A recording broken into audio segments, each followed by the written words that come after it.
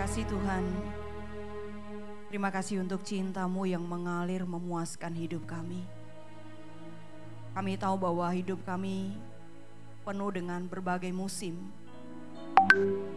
Tapi di musim apapun yang kami tahu bahwa Tuhan hadir dengan anugerah-Mu. Tuhan memenuhi jiwa kami dengan kepuasan terhadap Engkau. Dan itulah yang kami butuhkan. Kami sungguh bersyukur memiliki dan dimiliki oleh Engkau.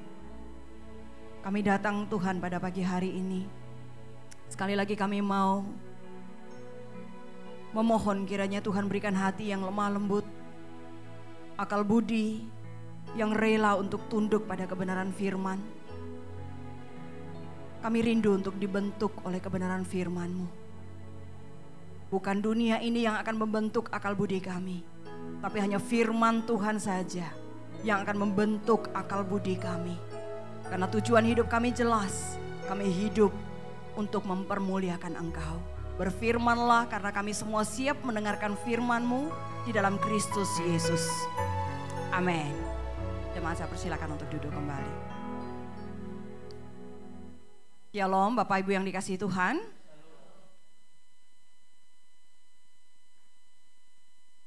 Ya, mungkin saudara ada yang tahu sebuah istilah ini ya, misoponia. Ya, misoponia. Ada yang tahu misoponia itu apa? Miso tahu, ponia. Oke, saudara, misoponia ini dari bahasa Yunani. Miso itu adalah takut atau benci ya, benci. Kemudian fonia itu fon, suara.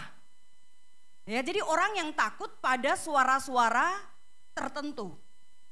Ya, orang yang takut pada suara-suara tertentu, dia punya kepekaan yang ekstrim. Misalnya apa? Orang makan, gitu ya. Kan ada kalau belakangan kalau orang mukbang itu kan suka begitu ya. Itu kan ada yang nggak suka banget, benci banget ya. Ada yang suka dengar begitu. Apalagi yang dari Cungkok itu kan ada mukbangnya babinya tebel-tebel gitu ya. Itu ada yang suka lihat begitu. Dulu papa saya suka lihat yang begitu-begitu gitu ya. Tapi kan gak semua orang suka ya, ada yang benci banget gitu loh. Kenapa? Suaranya itu loh. Bukan hanya itu, bunyi hujan, bunyi jangkrik gitu ya. Kadang-kadang ada yang benci banget, sampai terganggu. Saudara, ada satu orang perempuan, ya namanya adalah Yel, dia umur 24 tahun, ya sama. Dia mengatakan bahwa suaramu itu mengusik jiwaku. Ya, jadi dia mengaku dia memang pengidap itu mulai dari kecil.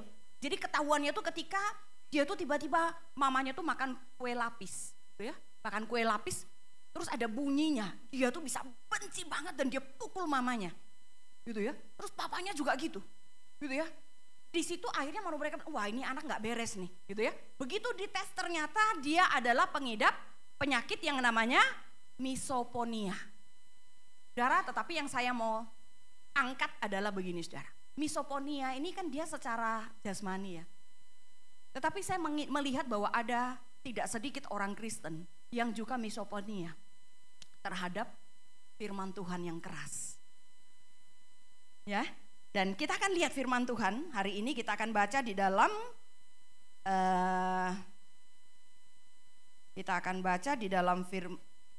maaf kok ini nggak ada. Ya, langsung ditayangkan saja.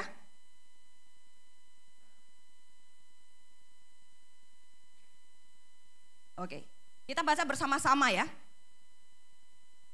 Ini saya minta maaf kok hilang ininya ayatnya.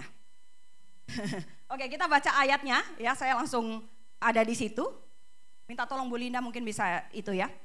Oke, kita baca. Saya baca ayat 60. Bapak Ibu ayat 61. Oke, sama-sama saya bacakan ayat 60 ya. Sesudah mendengar semuanya itu, banyak dari murid-murid Yesus yang berkata, perkataan ini keras. Siapakah yang sanggup mendengarkannya? Yesus, bahwa murid-muridnya bersungut-sungut tentang hal itu, berkata kepada mereka, adakah perkataan itu menggoncangkan imanmu? Dan bagaimanakah jikalau kamu melihat Anak Manusia naik ke tempat di mana Dia sebelumnya berada? Rohlah yang memberi hidup, daging sama sekali tidak berguna. Perkataan-perkataan yang kukatakan kepadamu adalah roh dan hidup. Tetapi di antaramu ada yang tidak percaya. Sebab Yesus tahu dari semula siapa yang tidak percaya dan siapa yang akan menyerahkan Dia. Lalu Ia berkata, sebab itu telah kukatakan kepadamu, tidak ada seorang pun dapat datang kepadaku kalau Bapa tidak mengaruniakannya kepadanya. Mulai dari waktu itu banyak murid-muridnya mengundurkan diri dan tidak lagi mengikut Dia. Maka kata Yesus kepada ke-12 muridnya, apakah kamu tidak mau pergi juga bersama-sama? Jawab Simon Petrus kepadanya, Tuhan, kepada siapakah kami akan pergi? Perkataanmu adalah perkataan hidup yang kekal. Yohanes pasal 6 ayat 60 ya. Yohanes pasal 6 ayat 60. Saya minta maaf, saya mengingat saya ada meletakkannya di judul, tetapi rupanya mungkin terdelete. Ya, Bapak Ibu yang dikasihi Tuhan, di sini dikatakan bahwa ada murid-murid Yesus yang meninggalkan Yesus pada akhirnya. Kenapa? Karena bagi mereka perkataan Yesus terlalu keras. Mereka misofonia. Mereka misofonia terhadap beberapa perkataan Yesus yang keras. Saudara, berapa banyak orang Kristen yang suka dengan kelembutan? Banyak. Ya, kita juga suka kan, orang yang lemah lembut tuh kita suka. Nah, saking sukanya kita tuh terpesona dengan orang-orang yang munafik. Betul nggak? Kita kan tetap lebih suka dipuji ya. Sekalipun kita ini sedang dipuji dengan kebohongan gitu loh. Daripada orang dengan cinta itu menegur kita tuh nggak terlalu suka. Kita suka kelemah lembutan, mungkin karena budaya timur kali ya. Karena budaya timur membuat kita itu terpesona dengan yang namanya kelembutan. Nah, saudara, firman Tuhan hari ini mengajarkan kita, saudara, bahwa untuk menjadi murid Yesus kita itu butuh 3 hal. Saudara murid Yesus, maka saudara dan saya itu butuh 3 hal. Yang pertama, saudara harus bersedia dikoreksi oleh firman Tuhan. Yang dikoreksi apanya? Motivasinya. Ya, mari bersama-sama kita lihat di dalam ayat yang ke-26. Yesus menjawab mereka, aku berkata kepadamu, sesungguhnya kamu mencari aku bukan karena apa? Bukan karena kamu telah melihat tanda-tanda, melainkan kamu telah makan roti itu dan kamu menjadi kenyang. Ayat 27, bekerjalah bukan untuk makanan yang dapat binasa, melainkan untuk makanan yang dapat bertahan sampai hidup yang kekal, yang akan diberikan Anak Manusia kepadamu dan seterusnya. Jadi firman Tuhan di sini mengoreksi murid-murid, saudara. Mengoreksi apanya? Motivasi. Selama ini ternyata murid-murid yang begitu banyak, ribuan orang datang mengiring Yesus.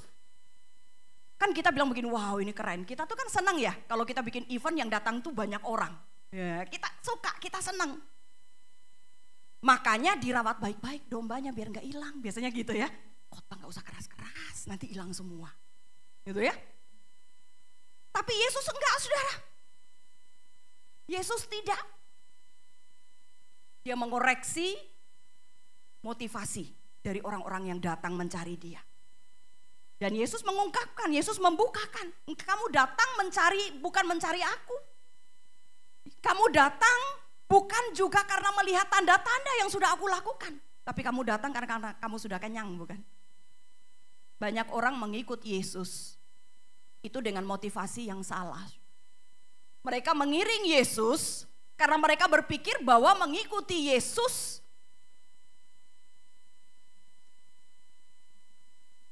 kenyang, gak mungkin lapar, gitu ya, gak mungkin lapar. Kalau ikut Yesus pasti sembuh, gak mungkin sakit. Dan saudara, ternyata ini adalah cara penginjilan dari beberapa orang. Dan mereka dapat masa yang begitu banyak orang datang dalam pertemuan-pertemuan ibadah mereka. Kenapa? Yang mereka cari Yesus kah? Bukan.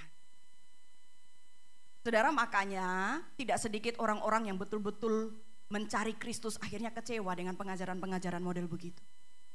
Mereka mencari Yesus karena mereka berpikir mereka dijanjikan kesembuhan.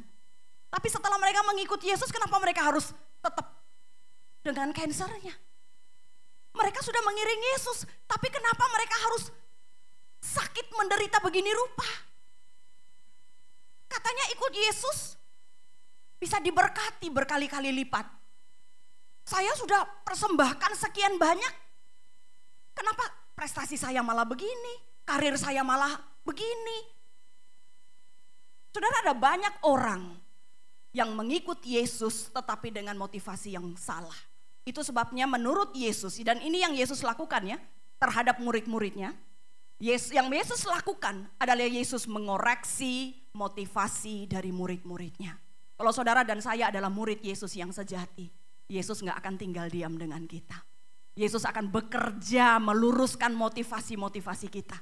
Yesus bekerja di dalam hati kita, supaya ketika kita mengiring Dia, yang kita cari itu adalah kepuasan hanya di dalam Dia saja. Berapa banyak orang tertipu, saudara?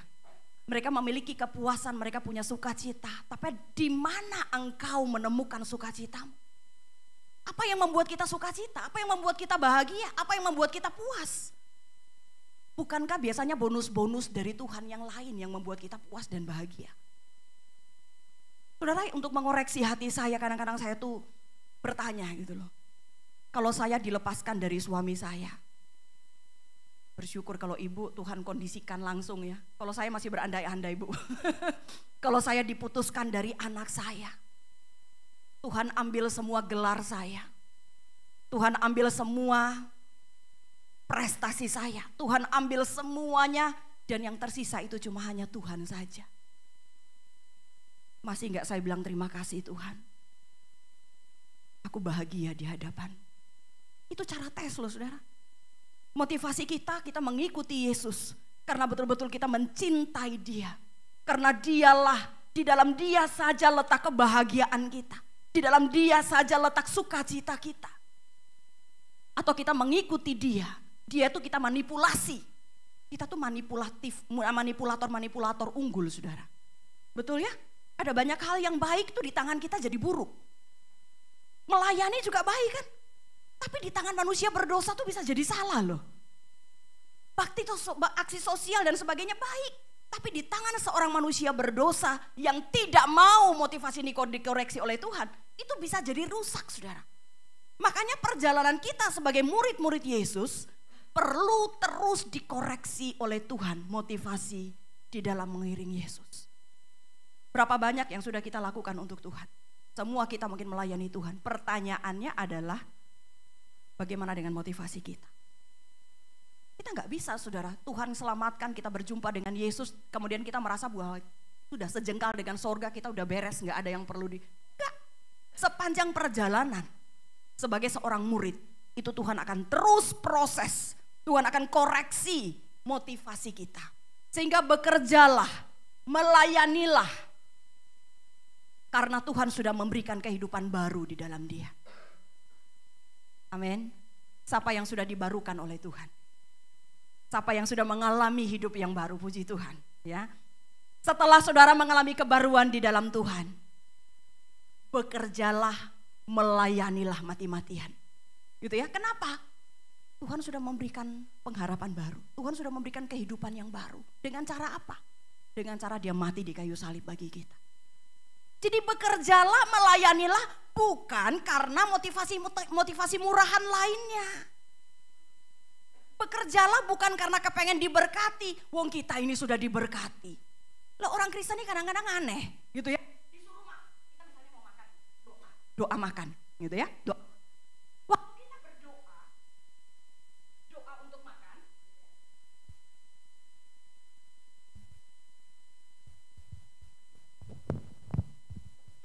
Oke, sekarang nih di hadapan kita Tuhan udah kasih makan makanan enak ya. Udah kasih makanan enak. Kita disuruh doa. Doa kita gimana? Tuhan, berkati. Loh kok berkati lagi? Wong itu semua berkat Tuhan. Harusnya berdoa terima kasih. Semua ini karena kemurahan Tuhan. Tuhan kuduskan supaya kami kuat, sehat, dan melalui kekuatan kami pakai untuk melayani Engkau. Iya kan? Jadi kita ini jangan dikit-dikit apapun itu Tuhan berkatilah, Tuhan berkat Tuhan itu lebih daripada yang kita bayangkan, saudara. Seluruh hidup kita. Lebih dari yang pernah kita bayangkan. Tuhan itu berkati kita dengan begitu berlimpah-limpah. Bahkan kehidupan yang baru di dalam Kristus. Itu adalah berkat terbesar kita. Ya, dimiliki dan memiliki Kristus, ya itu kemarin ya. Saya pikir itu perlu di highlight gitu ya. Dimiliki dan memiliki Kristus itu anugerah paling besar. Dan bekerjalah karena kita sudah diberkati, bekerjalah, melayanilah mati-matian. Kenapa? Karena dia sudah memberkati begitu rupa. Jadi jangan pernah melayani karena kepengen diberkati. Melayanilah mati-matian, sungguh-sungguh. Kenapa? Karena dia udah mati beneran buat kita kan. Gitu ya. Jangan kerja untuk motivasi berkat yang murahan, gitu ya. Berkat yang murahan. Jangan sampai itu terjadi, saudara. Karena apa? Karena Tuhan peduli dengan motivasi kita, saudara. Lebih daripada aktivitas kita. Ya, Tuhan peduli dengan motivasi kita lebih daripada aktivitas kita. Nah, kita lebih peduli apanya biasanya? Jujur, kita lebih peduli dengan apanya? Terbalik. Kalau kita terbalik, kita peduli dengan aktivitas kan? Kita peduli dengan aktivitas, yang penting pokoknya aktivitas, aku punya agenda besar ini A, B, C, D gitu ya. Pokoknya semua terjadi, semua tergenapi, akhir tahun kita evaluasi, kita puas gitu loh. Waduh, semua puji Tuhan ini. Karena anugerah Tuhan kita sudah bisa mencapai ini. Ukuran keberhasilan kita tuh aktivitas. Tapi kalau di mata Tuhan, Tuhan itu lebih pentingkan motivasi kita daripada aktivitas kita. Tuhan lebih pentingkan itu, saudara. Motivasi kita lebih penting dari aktivitas. Orang-orang Yahudi, saudara, kalau kita baca kitab Injil gitu ya, berapa kali Tuhan itu mengutuk orang-orang Farisi. Kenapa? Karena Tuhan bilang, kamu memberikan persepuluhan. Dari apa? Dari adas, dari hasil-hasil bumi dan segala macam. Tapi orang tua mereka abaikan. Mereka mementingkan berbagai ritual, aktivitas kan, ritual itu kan aktivitas, daripada motivasi. Tuhan itu mengutuk orang Farisi, ahli-ahli Taurat. Kenapa Tuhan bilang, kamu tuh seperti kuburan yang berlabur putih. Luarnya indah cantik, dalamnya tulang belulang. Tuhan kutuk luar biasa, saudara. Motivasi itu ternyata penting banget dalam pelayanan. Ya, motivasi itu luar biasa. Makanya Tuhan fokus dengan motivasi. Tuhan koreksi. Tuhan gak takut kehilangan fans loh. Tuhan gak takut kehilangan fans. Karena kebenaran jauh lebih penting ya. Seorang hamba Tuhan gak takut kehilangan pengikut. Selama yang dia beritakan adalah kebenaran. Gitu ya, kebenaran jauh lebih penting. Kita harus menghargai kalau orang loyal kepada kebenaran. Biarpun gak loyal kepada kita.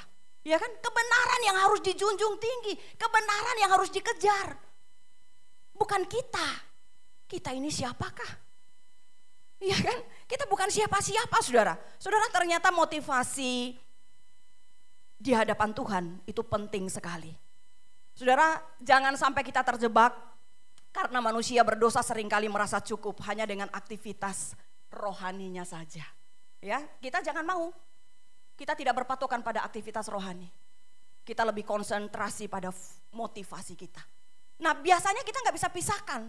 Makanya pastikan setiap hari berkontemplasi dengan firman Tuhan itu penting banget ya. Tadi itu pesan dari Ibu ya. Kontemplasi dengan firman Tuhan itu penolong kita untuk memastikan bahwa aktivitas kita berjalan dengan motivasi yang dikuduskan setiap harinya. Kita ini manusia berdosa, sekalipun berjumpa dengan Yesus, perjumpaan dengan Yesus tidak membuat kita menjadi imun terhadap dosa. Hari ini gitu ya. Nanti saat kita sudah berjumpa dengan Tuhan, kita sudah tidak bisa berdosa lagi. Tapi hari ini kita masih terus bergumul. Kita bisa untuk taat, tapi kita bisa untuk tidak taat.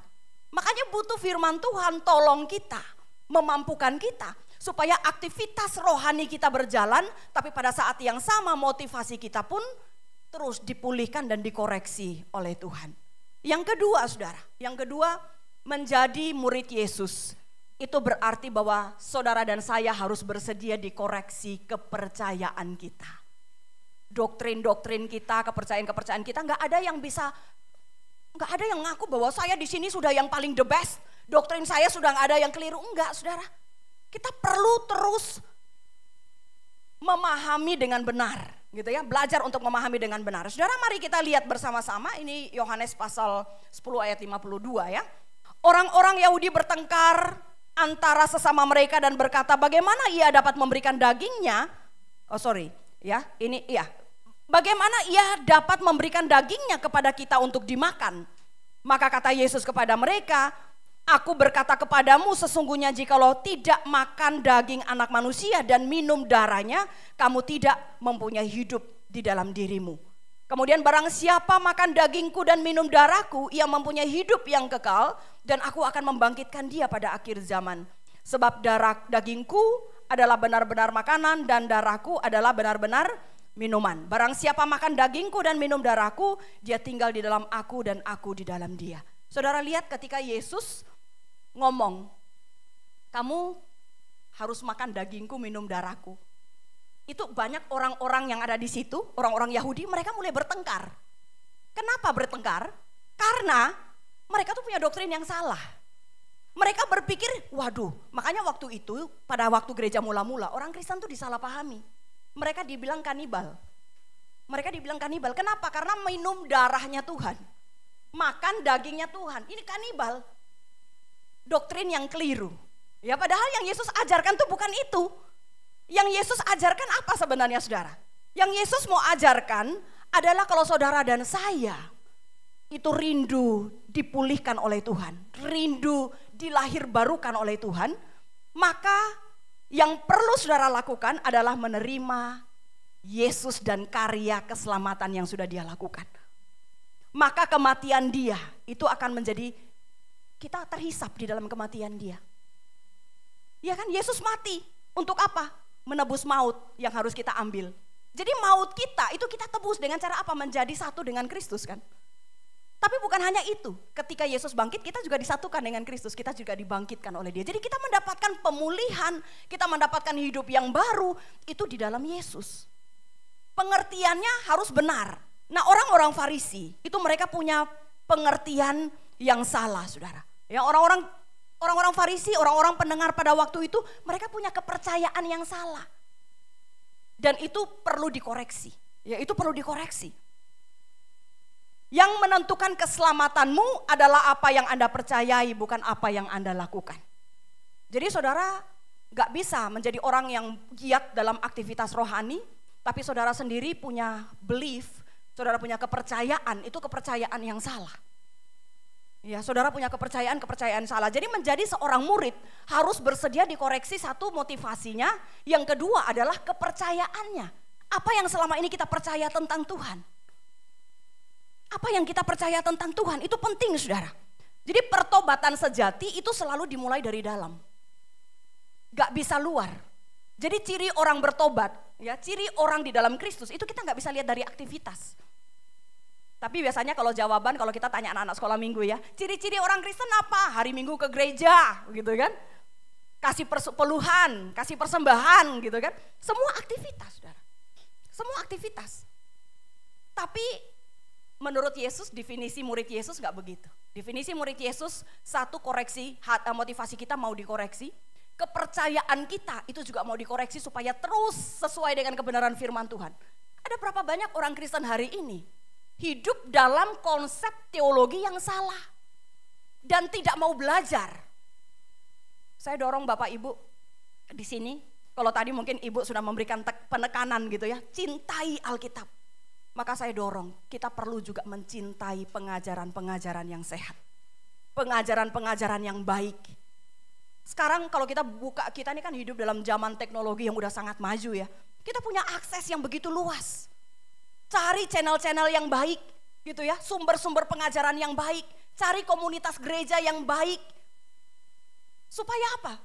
Kita punya belief, kepercayaan itu dibangun, dikoreksi. Karena jujur kita kan semua bergumul ya, kadang-kadang teologi kita udah matang banget, tapi untuk mengaplikasikan teologi itu dalam kehidupan yang nyata tidak mudah. Kita bilang Tuhan berdaulat, kita bilang Tuhan maha ada, tapi nggak hanya sampai di situ kan. konsekuensi dari Tuhan Maha Ada, itu harus terlihat dari kehidupan yang tenang di musim apapun dalam hidupnya. Wong Tuhannya Maha Ada kan? Betul ya? Tuhan Maha Melihat. Itu harus terlihat dari integritas kita kan?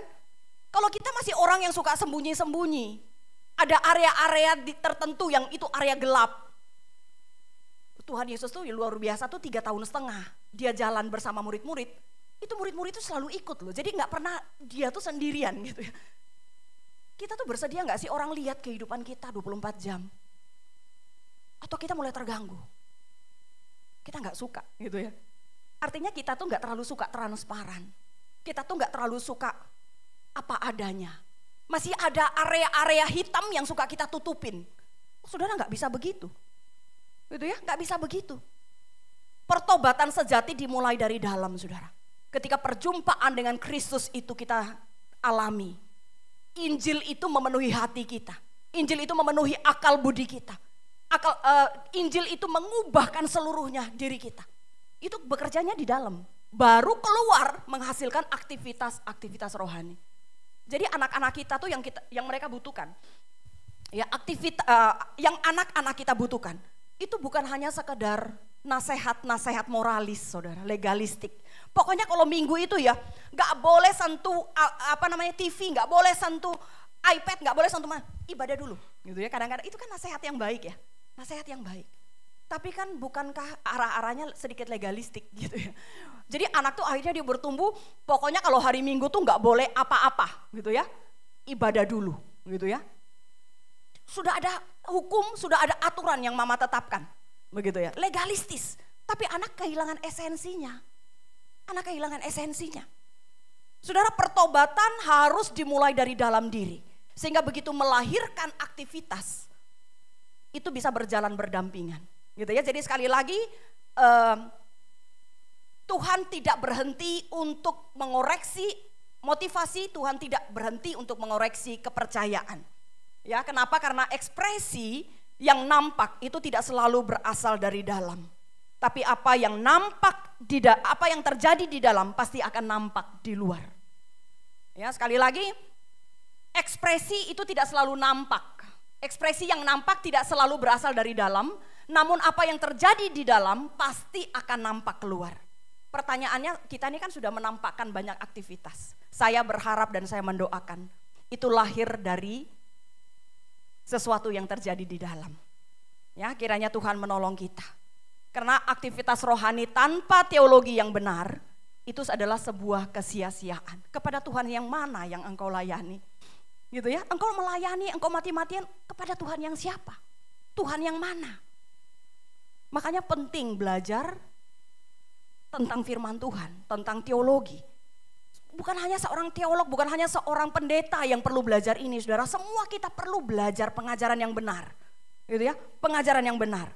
Tuh, karena Tuhan lebih peduli dengan hati kita, pikiran kita, motivasi kita, dan semuanya yang ada di dalam, lebih daripada pelayanan yang bisa kita lakukan.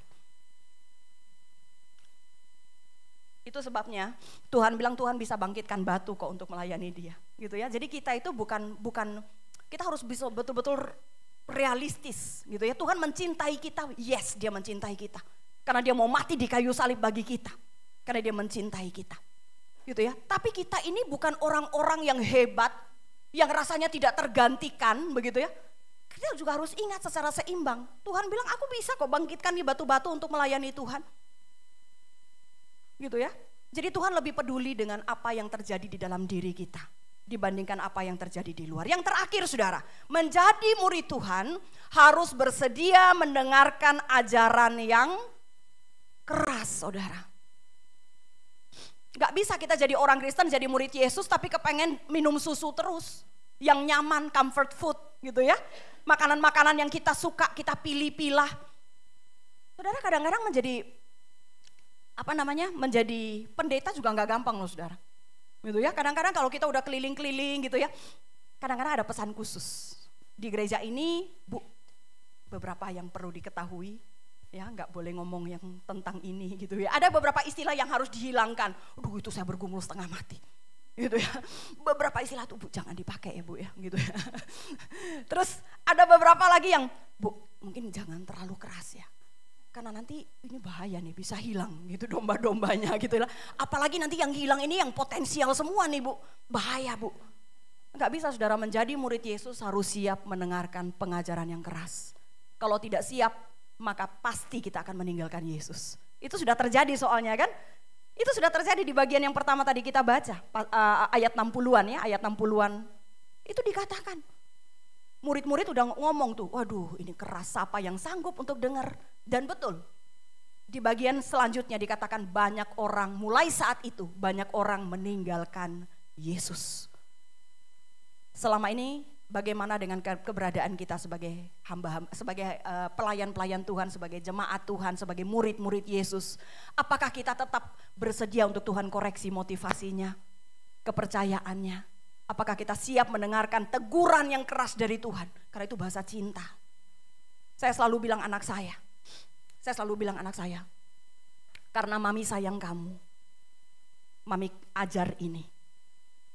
Tapi gak enak, teman saya aja boleh begini-begini. Mami juga harus ngomong, enggak, dia punya mama sendiri. Ya karena kamu anaknya mama didik kamu. Dia bukan anaknya mama gak akan didik. Gitu ya, keras. Kenapa? Kalau anak itu melihat sesuatu yang keras itu sebagai ekspresi dari mama yang sudah gak cinta. Biasanya gitu ya anak-anak kecil ya. Betul gak sih? Kalau orang papanya udah bilang, "Pa, boleh nggak?" "Nggak boleh." "Mama, boleh nggak?" "Nggak boleh." Jahat. Gitu kan? Anak kecil kan biasa gitu. Lah kita sama Tuhan juga akhirnya begitu, saudara, kadang-kadang. Kita juga sama Tuhan begitu. Kita kalau minta sesuatu Tuhan bilang, "Belum ya." Tuhan tuh jawab doa. Di sini siapa yang pernah Tuhan nggak jawab doa? Itu ya. Ini kita perlu koreksi ya. Kadang ada satu lagu yang sangat bagus tapi agak salah syairnya ya. Itu lagu padahal bagus banget loh. Tak selalu Tuhan, saya protes. Tuhan selalu menjawab doa. Tuhan gak pernah gak jawab. Tuhan selalu jawab, tapi jawabannya apa dulu, ya kan? Pertama Tuhan bilang, yes, silakan. Kadang Tuhan bilang, no, it's not good for you. Itu gak bagus buat kamu, enggak ya. Ada Tuhan bilang apa? Tunggu, nanti ya, nanti waktunya aku kasih. Tuhan selalu menjawab doa, tapi jawabannya apa? Itu yang kita perlu peka untuk dengar. Itu yang perlu kita peka untuk dengar. Nah, tapi kalau kita kekanak-kanakan kita bilang apa? Jahat Tuhan itu. Tuhan gak sayang aku, orang lain Tuhan tolong, kenapa aku tidak? Tuhan jahat. Kan gitu, itu kekanak-kanakan saudara. Itu kekanak-kanakan. Menjadi seorang murid, Tuhan gak akan biarkan kita kekanak-kanakan. Tuhan harus didik kita. Kita harus siap mendengarkan perkataan-perkataan, bahkan yang keras sekalipun. Di dalam ayat 60, sesudah mendengar semuanya itu, banyak dari murid-murid Yesus yang berkata, perkataan ini keras. Siapakah yang sanggup mendengarkannya? Ayat 66, saya langsung loncat ke ayat 66. Mulai dari waktu itu murid-muridnya, banyak murid-muridnya mengundurkan diri dan tidak lagi mengikut dia. Saudara, sekali lagi kalau kita nggak siap mendengarkan perkataan-perkataan keras, saudara nggak bisa tahan menjadi seorang murid. Kalau saudara mau menjadi murid Yesus yang tangguh, murid Yesus yang setia sampai akhir, kita kan selalu gitu ya, kepengen puji-pujian kita kan bilang, Tuhan aku mau mengiring Engkau seumur hidupku. Kalau saudara mau mengiring Yesus seumur hidup, saudara harus mau mendengarkan perkataan-perkataan yang keras. Kenapa? Karena perkataan keras itu pasti mendatangkan kebaikan bagi kita. Jangan suka mencari pendeta yang khotbah, itu semua yang kita suka, gitu ya. Jangan mau dengar perkataan-perkataan yang keras. Sumbernya mana? Yang selama itu Alkitab yang ngomong, saudara. Mau sekeras apapun, Tuhan tolong aku mau belajar. Sumbernya selalu Alkitab, gitu ya. Sumbernya selalu Alkitab. Saudara, manusia berdosa tidak suka diganggu kesenangannya. Kebenaran selalu menjadi gangguan bagi seorang manusia berdosa. Betul nggak? Begitu kita udah mulai, waduh ini udah terjepit nih ya. Kepengen bohong sebenarnya gitu ya. Kalau bohong kan kayak agak aman gitu kan. Mulai mau cari boloh gitu kan. Gimana caranya untuk mau bohong begitu ya. Kenapa? Karena begitu ngomong kebenaran terganggu kita gitu loh. Agenda buyar semua gitu kan. Tapi saudara percayalah bahwa kebenaran itu selalu pilihan yang terbaik. Kebenaran selalu pilihan yang terbaik. Saudara, ada seorang anak muda gitu ya. Ada seorang anak muda. Dia sedang bergumul sebenarnya. Dia sedang bergumul. Kenapa? Karena terjebak dalam dosa tertentu. Kemudian akhirnya hamil di luar nikah. Dia bergumul gitu ya. Apa yang harus dia lakukan? Saya bilang menyatakan kebenaran kepada orang-orang dekat kamu itu adalah pilihan terbaik. Langkah yang baik adalah dia udah mencari saya gitu ya. Itu udah langkah yang baik. Karena kalau enggak itu dia lakukan saudara, pasti ada dosa-dosa yang lain yang akan dilakukan. Betul kan? Tapi kalau itu dibawa kepada terang, itu awal pemulihan. Dan memang semua dosa kita itu harus dibawa kepada terang. Biarkan terang Tuhan menyinari. Sakit enggak enak, mengganggu rencana, tapi selalu pilihan yang terbaik. Selalu pilihan yang terbaik. Kalau kita buat salah kadang-kadangnya pada pasangan, pilihan terbaik apa? Sembunyikan atau tetap ngomong? Saudara, ada beberapa keluarga muda gitu ya. Keluarga muda mereka tuh kadang-kadang juga ngomong gitu ya. Ada yang istrinya terjebak dengan pinjol gitu ya. Bingung, kenapa? Karena uang yang dikasih suami selalu gak cukup. Dia udah kebingungan, ini udah berjalan cukup lama gitu loh. Saya bilang pilihan terbaik adalah ngomong ke suami. Minta maaf, minta ampun, ngomong. Karena dosa kalau gak dibawa kepada terang gak bisa selesai. Harus dibawa kepada terang. Kalau selama ini mungkin ada ya yang buat dosa takut ya untuk diselesaikan. Gak ada jalan lain, gak ada pilihan lain. Harus ngomong. Manusia tuh gak suka dengan kebenaran saudara. Kenapa? Karena kadang-kadang kebenaran itu dianggap mengganggu kenyamanan. Kita harus memilih kebenaran lebih daripada kenyamanan. Amin. Sekalipun kalau kita pilih sembunyikan kebenaran, kita hidupnya nyaman-nyaman aja gitu. Tapi saya mau kasih tahu bahwa pilihan paling baik adalah tetap bertahan, tetap pada kebenaran. Pilih kebenaran. Itu sudah panduannya begitu, gitu ya. Kalau kita pilih nyaman, kebenaran kita abaikan, pasti kita akan tanggung resiko. Satu hari nanti pasti kita akan tanggung resikonya. Saudara, jika Roh Kudus sudah menyelamatkan seseorang, maka dia pasti akan memberikan telinga yang sanggup mendengarkan perkataan-perkataan keras sekalipun. Gitu ya. Jadi kalau kita ditegur dosa-dosa kita harus bilang Tuhan terima kasih. Ini bentuk bahasa cinta Tuhan bagi saya. Gak usah marah-marah. Saudara, pernah satu kali saya ibadah kaum wanita ya, ibadah kaum wanita. Saya waktu itu saya khotbah, saya juga lupa saya khotbah dari temanya apa saya juga lupa begitu ya. Selesai ibadah saudara, ada seorang ibu datang tuh dia ngomong gini ke saya, Bu Novi lain kali tolong ya. Kalau misalnya ibu mau ngomong sesuatu dengan saya 4 mata, langsung aja Bu, gak usah nyindir-nyindir di khotbah. Saya bingung, saya bilang yang mana ya? Bagian yang mana saya nyindir? Saya juga gak tahu gitu loh yang bagian mana. Wong memang kalau kita tuh di khotbah kita disinggung, dosa kita disinggung-singgung, dosa kita ditegur-tegur, itu bukan berarti hamba Tuhannya lagi kurang kerjaan. Mau nyinggung 1 orang atau 2 orang, bukan saudara. Terima itu sebagai bahasa cinta Tuhan bagi saudara. Bahwa Tuhan, Tuhan ngomong ini dosaku bisa spesifik loh diomongin sama hamba Tuhannya. Berarti Tuhan mau saya bertobat. Gitu ya. Jadi saudara, kalau Roh Kudus itu sudah menyelamatkan saudara, dia pasti akan berikan telinga yang peka. Wih keras ini, gak apa-apa. Terima kasih Tuhan. Saya mau bertobat, saya mau berubah. Ya saudara, sehingga mari sebagai murid Yesus ada 3 hal aplikasi kita. Yang pertama, biarkan Roh Kudus terus membaharui motivasi saudara dalam melayani. Karena hari ini kita motivasi betul, besok belum tentu betul. Iya kan? Jadi forever itu harus menjadi pergumulan kita gitu loh. Tuhan luruskan motivasiku. Tuhan luruskan motivasiku. Supaya semua yang aku lakukan mempermuliakan Tuhan. Karena kalau yang kita lakukan itu adalah kita mencari kemuliaan diri. Percuma aktivitas kita seabrek-abrek juga gak ada yang berkenan kepada Tuhan kan. Gitu loh. Jadi terus setiap hari Tuhan baharui motivasi aku.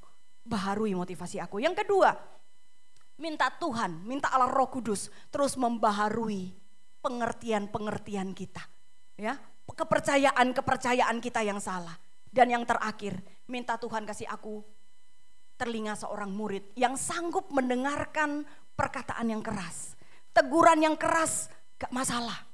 Karena aku mau berproses menjadi seorang murid Yesus yang baik. Kiranya Tuhan memberkati kita. Mari kita ambil waktu, kita mau berdoa di hadapan Tuhan.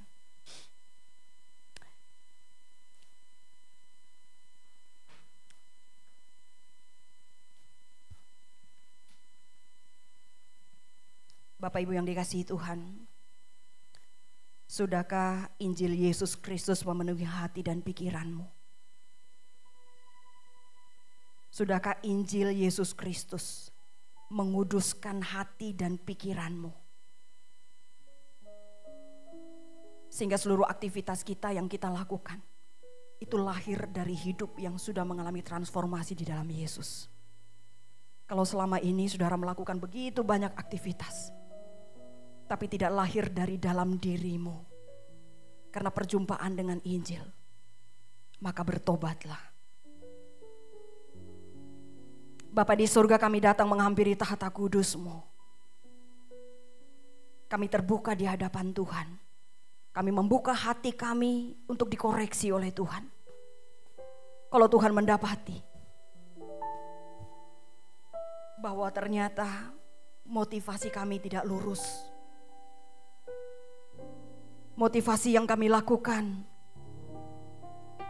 di dalam semua aktivitas-aktivitas rohani kami ternyata hanya untuk nama baik kami, Tuhan ampuni kami. Kalau semua aktivitas kami yang kami lakukan hanya untuk menutupi rasa bersalah kami, Tuhan ampuni kami. Tuhan koreksi kami, karena kami selamanya ingin mengiring Engkau, melayani Engkau sampai waktunya Tuhan memanggil kami. Tapi kerinduan kami, Tuhan, koreksilah kami. Koreksilah hati kami, motivasi kami, kepercayaan kami. Berikan telinga seorang hamba, sehingga kami tidak mencari yang kami suka, tapi kami mencari kebenaran-kebenaran Tuhan yang mengubahkan kami. Supaya pada akhirnya hidup kami sungguh mempermuliakan Engkau. Terima kasih Tuhan, ini doa kami di dalam Kristus Yesus. Kami bersyukur. Amin.